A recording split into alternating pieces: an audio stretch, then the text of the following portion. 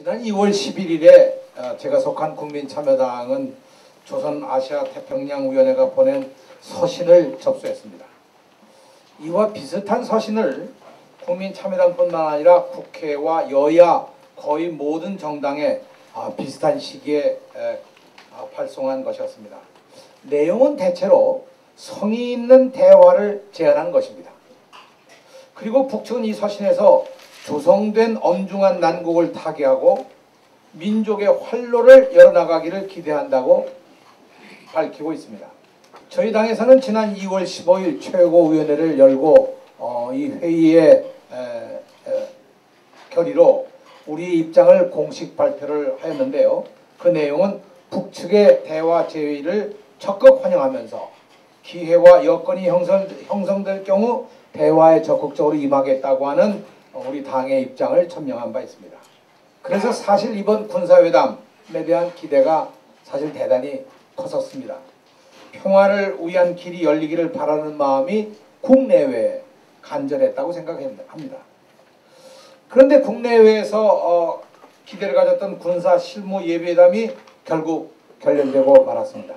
논의 과정에서 북측은 천안호 사건과 연평도 포격전에 대한 견해를 밝히고 조선반도의 군사적 긴장 상태를 해소하는 것으로 제의를 하였고, 남측은 천안함의 폭침과 연평도 포격에 대하여 먼저 논의하고 재발 방지에 화격을 하여야 한다는 입장을 변함없이 주장을 하였습니다. 본 회담의 일정을 잡는 것과 회담의 단장을 누구로 하느냐 하는 것도 걸림돌이었습니다. 남측은 본 회담을 설과 대보름 명절과 준비기간 등을 고려해서 2월 말에 하자는 것이었고, 북측은 늦어도 2월 상순 중에는 본회담을 해야 한다고 주장을 했습니다. 그러다가 북측에서 남측의 제안에 대해서 절충안을 내기를 그러면 2월 18일 날 대보름 명절이 지난 직후에 회의를 하자고 제의를 했지만 실패하고 말았습니다. 왜 이렇게 갈등이 있었는가? 그것은 다름 아닌 2월 말은 한미 군사훈련, 즉 키리졸브 및 독수리 훈련이 예정되어 있어서 남측이 이때 군사 본회담을 하자는 것을 계속 주장하면 결국 북측이 반대할 수밖에 없었을 것이고, 이렇게 되면 북남 대화 차단의 책임을 북측에 떠넘기게 되는 그런 입장이 남측 정부의 입장이 아니었나, 이렇게 생각을 해봅니다. 북측도 2월 상순에 회의를 하자는 제의를 끊임없이 한 것은 한미 군사훈련이 벌어지기 전에 회담을 함으로써 군사적 긴장 상태를 막아보려는 그런 의도가 있었다고 그렇게 해석을 합니다. 어떻든 군사회담이 열릴 수 있는 길은 막히고 말았습니다. 정부가 이제는 6.15 공동선언과 14정상선언을 아직까지 인정하지 않는다 하더라도 두 선언을 전폭적으로 받아들인 유엔이나 국제사회는 이 선언을 기초로 계속 남북관계 개선을 우리 정부에게 요구해 나갈 것이라고 저는 판단합니다. 결론적으로 우리가 돌아갈 길이 없습니다. 피할 길도 없고 기다릴 여유도 이제는 없다고 생각합니다. 이명박 정부가 이제 집권 4년 차에 들어서서 정말로 어려운 상황입니다.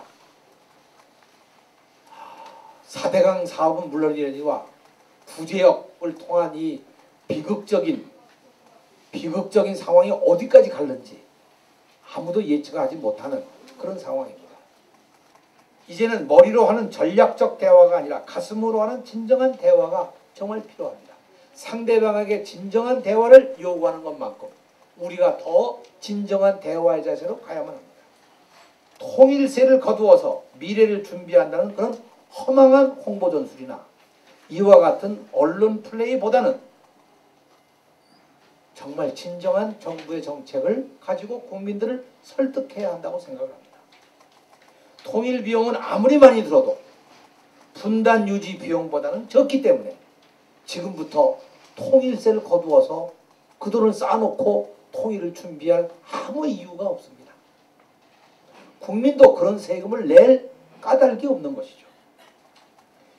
군사적인 압박이나 경제적인 압박이 효과가 없었다는 것은 지난 20년간의 우리의 경험이 너무나 분명하게 증명하고 있지 않습니까? 그렇기 때문에 우리에게는 대화의 길밖에 다른 길이 없습니다. 천안함 사태를 놓고 그것을 방패 삼아서 대화를 연기하는 것보다 오히려 그것을 뛰어넘어서 평화를 만드는 지혜가 이 정부가 해야 할 국민들을 위한 최소한의 책임이 아닌가 그렇게 생각을 합니다. 고맙습니다.